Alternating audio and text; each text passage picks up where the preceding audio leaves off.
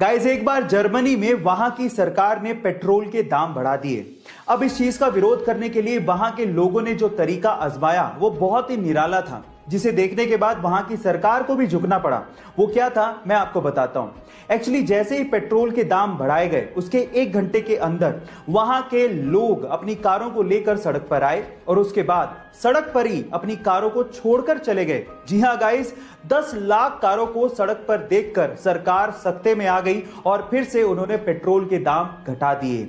Guys, विरोध करना जायज है, सही है, लेकिन उसका तरीका सही होना, इफेक्टिव होना और शांति प्रिय होना बहुत ज्यादा जरूरी है। गाइस, बड़े दिल वाला किसे कहते हैं, या आज मैं आपको एक रियल इंसिडेंट से बताना चाहता हूं। एक्चुअली हुआ कुछ यूं कि एक छोटा सा बच्चा था जिसके पास खुद की एक साइकिल थी, लेकिन प्रॉब्लम साइकिल के साथ ये थी कि उसमें ब्रेक अच्छे से नहीं लगता था। अब वो साइकिल के साथ जा रहा था, सामने से कार आई, ब्रेक अच्छे से लगा नहीं, वो साइकिल सीधे कार में ठुक गई। अंकल बाहर आए, उन्होंने देखा कि कार में डेंट पड़ गया। अब वो चाहते तो बच्चे पे चिल्ला सकते थे, गुस्सा कर सकते थे, लेकिन उन्होंने उस बच्चे को कुछ भी नहीं कहा। इनफैक्ट उस बच्चे को उन्होंने एक साइकिल भी गिफ्ट की। ओह माय गॉड गाइस, वो साइकिल पाके वो छोटा सा बच्चा भावुक हो गया था। इस इंसिडेंट से आपको मैं सिर्फ इतना कहना चाहता हूं कि कभी कभी बेवजह कुछ अच्छा करके देखिए, आपके दिल को बहुत ही सुकून महसूस होगा। गाइस, भगवान ने ना इंसान नामक एक बहुत ही गजब की मशीन बनाई है। कैसे?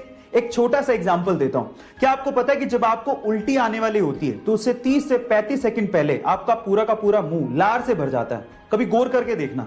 पर सवाल ये कि ऐसा होता क्यों है? तो देखो मैं आपको बताता हूं।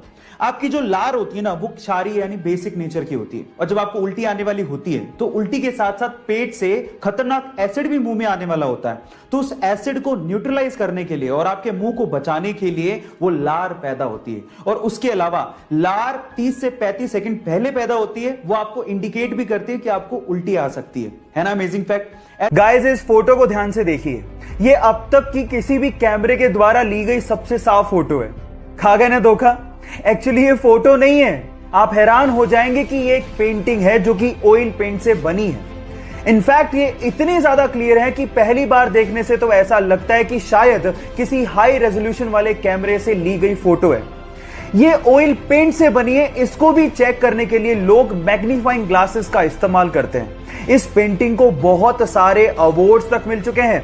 ये पेंटिंग वर्ल्ड रिनोन चाइना के लेंग जून ने बनाई है। तो इस जीनियस आर्टिस्ट के लिए एक हार्ट तो बनता है।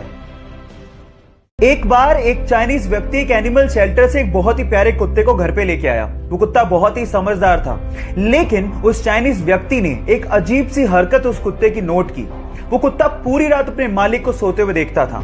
शुरू में उन्हें लगा कि शायद वो नया है, इसलिए एडजस्ट होने में समय लग रहा है, लेकिन जब वो लगातार ऐसा करता रहा तो उन्होंने उसे डॉक्टर को दिखाया।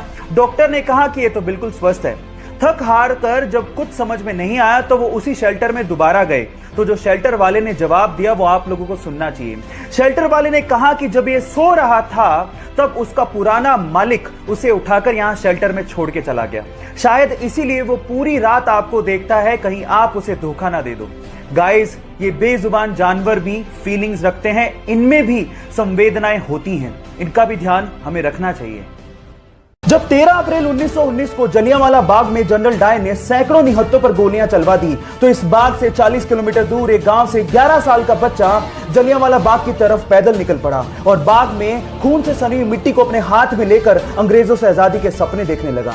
ये मिट्टी लेकर जब वो घर पहुंचा तो उसने पिताजी को कहा कि पिताजी आप कहां जा रहे हैं? तो पिताजी ने जवाब दिया कि मैं आम की गुठलियां बोऊंगा जिससे पेड़ लगेगा और बहुत सारे आम मिलेंगे। तो जानते हो उस बच्चे ने क्या कहा? उस 11 साल के बच्चे ने कहा कि मैं भी इस खेत में बंदूक बोना चाहता हूं जिससे मुझे बहुत सारी बंदूकें मिलें और मैं अपने देश को आजादी दिला सकूं। इस क्रांतिकारी विचार को रखने वाले का नाम है शहीद भगत सिंह, जो हमारे लिए, इस देश के लिए हंसते हंसते ये कहकर फांसी पर चढ़ गए, सरफरोशी की तमन्ना अब हमारे दिल में है, देखना है जोर कितना बाजुए कातिल में है, बाजुए कातिल में है।